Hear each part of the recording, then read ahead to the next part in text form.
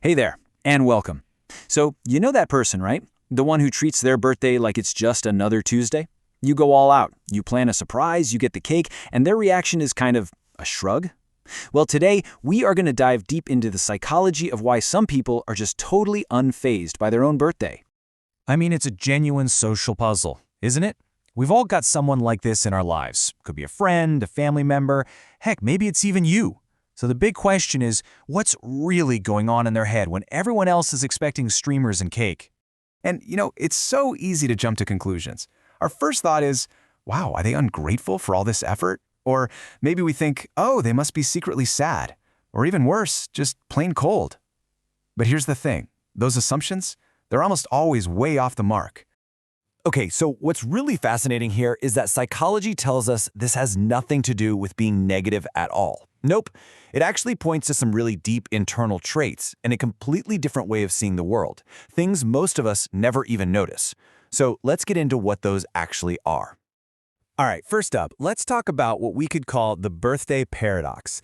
Now, the main idea here isn't that these people hate birthdays or hate the people trying to celebrate with them. Not at all. It's more like their internal operating system is just wired differently, especially when it comes to all those social rituals and, the need for approval from others. And that brings us perfectly to our next point, this whole idea of looking beyond external validation. This is probably the most important piece of the puzzle.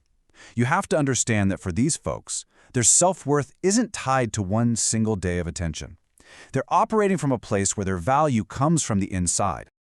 So, what even is external validation? Well, think of it like this. It's that little buzz you get from needing likes on a social media post or getting praise from your boss. In this case, it's needing that big party from friends and family to really feel like you matter, to feel seen. But for the people we're talking about, that need is just way, way lower. Their sense of value, it comes from within. It's built on their own achievements, their own principles, their own self-awareness. So a single day of praise from the outside world, it doesn't really charge a battery that's already fully powered from the inside. It's just not necessary. Okay, next up, the pressure. Let's talk about the sheer pressure of it all. Because for a lot of people, birthday parties come with this hidden social script, and following that script can feel incredibly draining. For starters, they genuinely dislike being the center of attention. I mean, think about it. That feeling of every single eye in the room on you while you're awkwardly trying to open a gift or while everyone sings that song, yeah, for them, that's way more stressful than it is joyful. And it's not just about being shy. It goes deeper than that. Their brain actually resists what it sees as a forced social situation. They're not antisocial, not at all. They're more anti-obligation.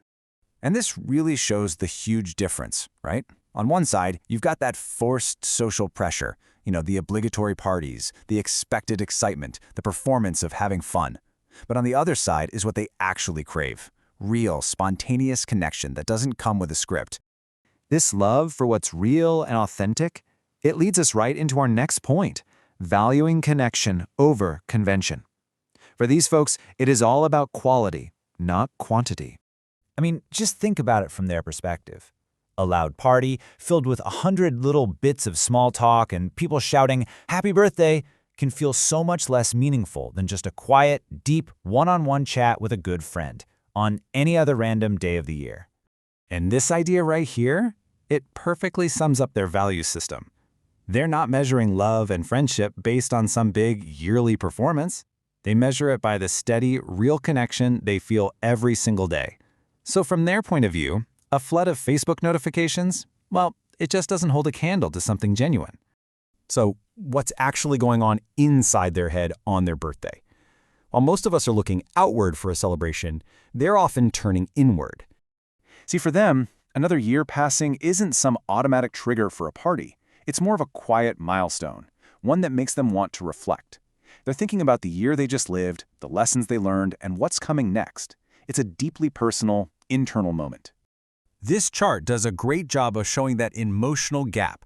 Society expects this huge spike of excitement, right? Like you're supposed to be at a 90% level of happy, but their actual internal feeling, it's much more stable, more moderate.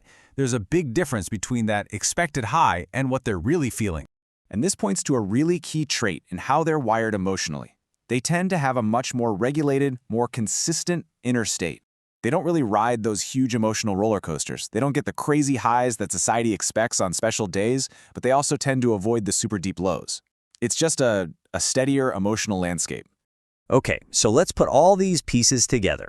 What does all of this really mean? So let's just recap the big takeaways, right?